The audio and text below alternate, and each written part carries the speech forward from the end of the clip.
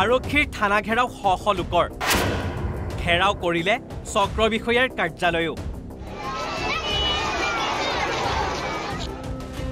চাওক কিদৰে ওলাই আহিছে পুৰুষ মহিলাকে ধৰি এই সকল লোক হাতে হাতে প্লে কাৰ্ড লৈ কপাই তুলিছে গৰৈমাৰীৰ আকাশ পতা উল্লেখযোগ্য যে 25 মাৰ্চৰ বিয়লি গৰৈমাৰী আৰক্ষী থানাৰ অন্তৰ্গত মহিমাৰীত হানিফ আলী নামৰ এজন ব্যক্তিৰ পৰিয়ালে আব্দুছ ছাত্তাৰৰ 2 সন্তানক নৃশংসভাৱে হত্যা কৰাৰ অভিযোগ উত্থাপন হৈছিল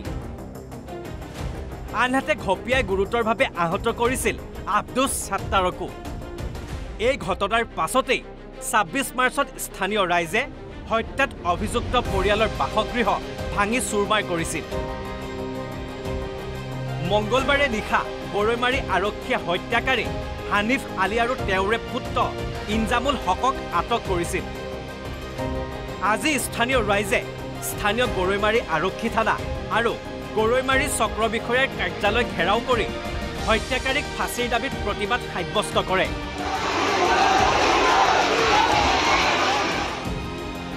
প্ৰতিবাদকাৰীসকলে হত্যাৰ বলি হোৱা ব্যক্তি দুজনৰ পত্নীৰ নামত হত্যাত অভিযুক্তৰ সম্পত্তি বিভাগীয়ভাৱে গতাই দিবলৈ দাবী উত্থাপন কৰে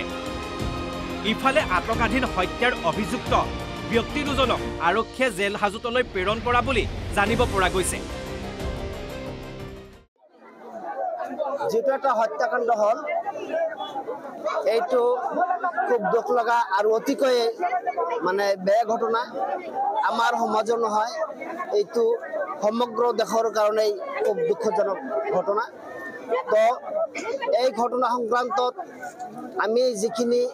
জানিছো কোনো কাৰণ নোহোৱাকৈ এটা পৰিয়ালৰ দুটা ল'ৰাক নিহংস হত্যা কৰা হৈছে তো এই বিষয়ত অবশ্য প্ৰশাসনিক বিষয়ৰ ফালৰ পৰা এতিয়ালৈকে যথেষ্ট গুৰুত্ব দেখা গৈছে সেইবাবে আমি প্ৰশাসনিক বিষয়াসকলক ধন্যবাদ জনাইছো আৰু ইয়াৰ উচ্চ তদন্ত কৰি দুখীয়াসকলক যিবিলাকে হত্যা কৰিলে